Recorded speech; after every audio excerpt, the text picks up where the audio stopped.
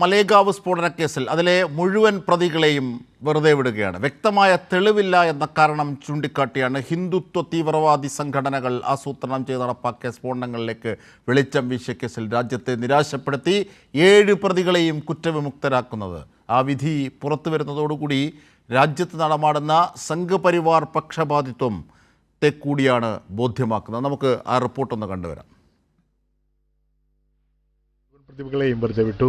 മഹാരാഷ്ട്രയിലെ മലേഗാവിലുണ്ടായ ശക്തമായ സ്ഫോടനത്തിന് 17 വർഷങ്ങൾക്ക് ശേഷമാണ് മുംബൈയിലെ പ്രത്യേക NIA കോടതി വിധി പറയുന്നത്. തീവ്ര ഹിന്ദു സംഘടനകൾ ആസൂത്രണം ചെയ്ത് നടപ്പാക്കിയ സ്ഫോടനങ്ങളിലേക്ക് വെളിച്ചം വീശിയ കേസിൽ രാജ്യത്തെ നിരാശപ്പെടുത്തിയ വിധിയാണ് പുറത്തുവന്നത്. ഇതിനകം പലതവണ ജഡ്ജിമാരെ മാറ്റിയത് പ്രതികളെ രക്ഷിക്കാനുള്ള ആസൂത്രിത ശ്രമമാണെന്ന ആരോപണങ്ങൾ നിലനിൽക്കെയാണ് വിധി വീണ്ടും ചർച്ചയാകുന്നത്. BJP മുൻ MP പ്രഗ്യാ സിംഗ് ഠാക്കൂർ പ്രതിയായ 2008 മലേഗാവ് സ്ഫോടന കേസിൽ സൈനിക ഇന്റലിജൻസ് ഉദ്യോഗസ്ഥനായിരുന്ന ലഫ്റ്റനന്റ് കേണൽ പ്രസാദ് പുരോഹിത് അടക്കം വിചാരണ നേരിട്ടിരുന്നു.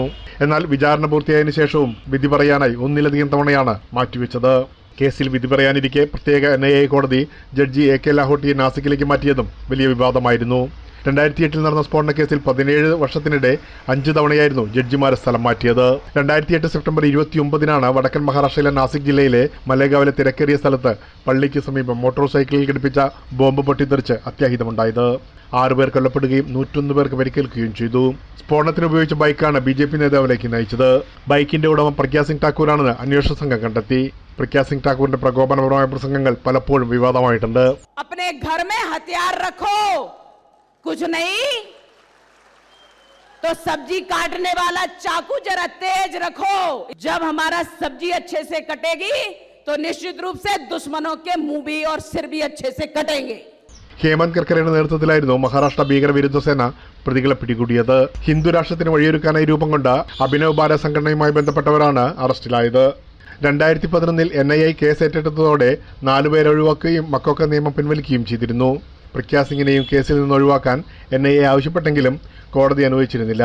323 സാക്ഷികളിൽ 30ഓളം പേർ വിചാരണയ്ക്ക് മുമ്പ് മരിച്ചു. ശേഷിച്ചവരിൽ 37 പേർ വിചാരണയ്ക്കിടെ കൂറുമാറുകയും ചെയ്തു. പ്രേംലാൽ, കൈലി ന്യൂസ്, മുംബൈ. തീർച്ചയായും ഇതിൻ്റെ കൂടുതൽ വിവരങ്ങളുമായി ഞങ്ങളുടെ പ്രതിനിധി മുംബൈയിൽ നിന്നും പ്രേംലാൽ തന്നെ ചേരുകയാണ്. പ്രേംലാൽ, ഇവിടെ പ്രഗ്യാ സിംഗ് ഠാക്കൂർ ഒപ്പം പുരോഹിത് ഒക്കെ പ്രതിയാകുന്ന കേസ് അത് വെറുതെ വിടുന്നു. മറ്റൊരറ്റത്ത് നീതി ഉയർത്തിപ്പിടിച്ച് നിൽക്കുന്ന കന്യാസ്ത്രീമാർക്ക് ജയിലിൽ തുടരേണ്ടി വരുന്ന സാഹചര്യം, അവിടെ ജാമ്യാപേക്ഷ എതിർക്കുന്നു. ഇവിടെ ഈ പറഞ്ഞതുപോലെ ഹേമന്ത് കർക്കറെ അടക്കമുള്ളവർക്ക് വന്ന വിധി എങ്ങനെയാണ്? അവർക്ക് നേരിടേണ്ടി വന്ന പ്രശ്നങ്ങൾ എന്തൊക്കെയാണ്? അവർ മറ്റൊരു ഭീകരാക്രമണത്തിൽ കൊല്ലപ്പെട്ടു എങ്കിൽ പോലും അതിൽ തന്നെ പല ദുരൂഹത ഉയരുന്നു. പിന്നീട് മാത്രമല്ല, സഞ്ജീവ് ഭട്ട് എന്ന പോലീസ് ഉദ്യോഗസ്ഥന് നേരിടുന്ന അവസ്ഥ നമ്മൾ കണ്ടതാണ്. ഇങ്ങനെ ഓരോന്നും മലയാളിയായ ശ്രീകുമാറിന്, ഗുജറാത്ത് DGP ആയിരുന്ന ശ്രീകുമാറിന് നേരിടേണ്ടി വന്ന വിഷയങ്ങൾ നമ്മൾ കണ്ടതാണ്. അപ്പോൾ ഒരു വശത്ത് മാത്രം അനീതിയുടെ നീതീകരണം നടക്കുന്നു, മറുവശങ്ങളിൽ നീതി പൊലിഞ്ഞു വീഴുന്നു. അതിനുള്ള ഒരു ഉദാത്ത ഉദാഹരണമായി മലേഗാവ് സ്ഫോടന കേസ് മാറുന്നു. തെളിവില്ലത്രേ, അല്ലേ പ്രേംലാൽ? ജിംഷാദ്, വളരെ ആശങ്ക ഉയർത്തുന്ന ഒരു വിധിന്യായമാണ് ഇന്നുണ്ടായിരിക്കുന്നത്. മലേഗാവ് സ്ഫോടന കേസിൽ തെളിവുകൾ ഹാജരാക്കുന്നതിൽ പ്രോസിക്യൂഷൻ വീഴ്ച സംഭവിച്ചുവെന്നും അന്വേഷണത്തിലും വീഴ്ചയുണ്ടെന്നും കോടതി കേസന്വേഷണത്തിൽ എല്ലാ ഘട്ടത്തിലും കാലതാമസം നേരിട്ടുവെന്നും ന്യായമായ നിഷ്പക്ഷമായ രീതിയിലല്ല അന്വേഷണം നടന്നതെന്നുമുള്ള കാരണത്തെ ചൂണ്ടിക്കാട്ടിയായിരുന്നു ഇന്നത്തെ വിധി. തീർച്ചയായും വലിയൊരു ആശങ്ക തന്നെയാണ് ഉയർത്തുന്നതെന്ന് മുംബൈയിലെ സമൂഹ മാധ്യമങ്ങളിലും കൂടുതൽ ചർച്ച ചെയ്യുന്നത് ഇത്തരമൊരു സാഹചര്യത്തെ കുറിച്ച് തന്നെയാണ്. ഒരുപക്ഷെ 1-2 ആഴ്ചയ്ക്ക് മുമ്പ് ലോക്കൽ ട്രെയിൻ സ്ഫോടന കേസിലും എല്ലാ കുറ്റവാളികളെയും പ്രതികളെയും വെറുതെ വിട്ടൊരു കോടതി വിധി തന്നെയാണ് ഉണ്ടായിരിക്കുന്നത്. 17 വർഷം നീണ്ട ഒരു വിചാരണയ്ക്കൊടുവിലാണ് ഇന്നത്തെ ഒരു വിധി. ഈ 17 വർഷത്തിനിടയ്ക്ക് 5 തവണയായിരുന്നു ജഡ്ജിമാരെ സ്ഥലം മാറ്റിയത്. 2011 NIA കേസ് ഏറ്റെടുത്തോടെ 4 പേരെ ഒഴിവാക്കുകയും മക്കോക്ക നിയമം പിൻവലിക്കുകയും ചെയ്തിരുന്നു. പ്രഗ്യാ സിംഗിനെ കേസിൽ നിന്ന് ഒഴിവാക്കാൻ NIA ആവശ്യപ്പെട്ടെങ്കിലും കോടതി അനുവദിച്ചിരുന്നില്ല. ഇതിന് ഒടുവിലാണ് 323 സാക്ഷികളിൽ 30ഓളം പേർ വിചാരണയ്ക്ക് മുമ്പ് മരിച്ചതും 37 പേർ വിചാരണയ്ക്ക് കൂറുമാറുകയും, കൂടാതെ ഇത്തരം ഈ കാലതാമസം തന്നെ പ്രതികളെ രക്ഷിക്കാനുള്ള ഒരു ആസൂത്രിതമായ നീക്കം തന്നെയാണെന്നാണ് വിദഗ്ധരുടെ നിരീക്ഷണം. ഇത് രാജ്യത്തിനെ സംബന്ധിച്ച് ഇത്തരം ഒരു ഏകപക്ഷീയമായ, ജിംഷാദ് പറഞ്ഞ പോലെ ഏകപക്ഷീയമായ ഒരു നിലപാടുകൾ തീർച്ചയായും വലിയ ആശങ്കയാണ് ഉയർത്തുന്നത്.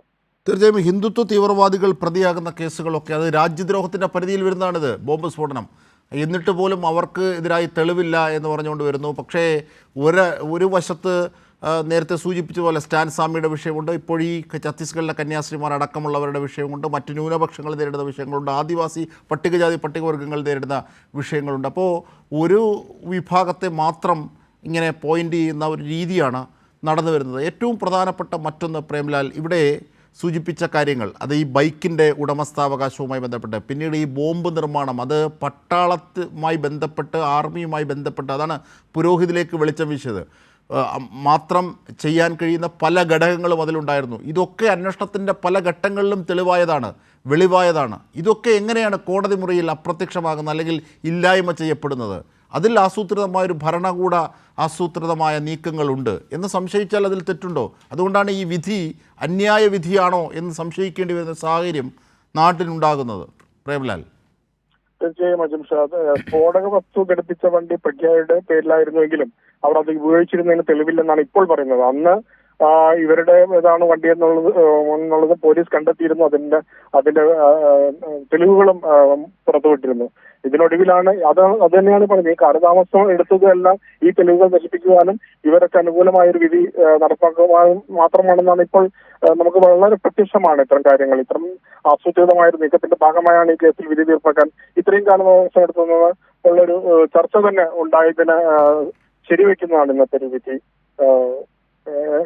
ഈ ഇത്തരം ഒരു സംഘടിതമായ നീക്കങ്ങൾ, ഈ പറഞ്ഞ മാതിരി ഹിന്ദു തീവ്രവാദ നീക്കങ്ങൾ രാജ്യത്തിന് വലിയ തോതിൽ ആശങ്ക ഉയർത്തിയിട്ടുണ്ട്. പ്രത്യേകിച്ച് മുംബൈ പോലുള്ള നഗരങ്ങളിൽ ഇത്തരം ചർച്ചകൾ സജീവമാകാനുള്ള കാരണം 2 ആഴ്ച മുമ്പ് ട്രെയിൻ സ്ഫോടന കേസിലുണ്ടായ ഒരു വിധി ചേർത്ത് വെച്ചിട്ടുള്ളതാണ്. തീർച്ചയായും മക്ക മസ്ജിദ് സ്ഫോടനവും ഇത്തരത്തിൽ മലേഗാവ് സ്ഫോടനവും ഒക്കെ നേരത്തെ തന്നെ സംജോത എക്സ്പ്രസ്സിലെ സ്ഫോടനം അടക്കമുള്ളവ ദുരൂഹത നിലനിർത്തുന്ന തരത്തിലേക്ക് ഉയർന്നിരുന്നു. അപ്പോൾ ഹിന്ദുത്വ തീവ്രവാദികളുടെ രാജ്യദ്രോഹ പ്രവർത്തികളൊക്കെ തെളിവില്ലാതെ കോടതിയിൽ രക്ഷപ്പെടുന്ന കാലം, മലേഗാവിൽ ഈ മോദി കാലത്ത് മലേഗാവ് മറിയുന്നത് ഇത്തരം കാരണങ്ങൾ കൊണ്ടാണോ? ഇത് മലേഗാവുമായി ബന്ധപ്പെട്ട് പുറത്തെത്തിയത് ന്യായവിധിയാണോ അന്യായ വിധിയാണോ? നാട് ചോദിക്കുകയാണ് വസ്തുതകളുടെ അടിസ്ഥാനത്തിൽ.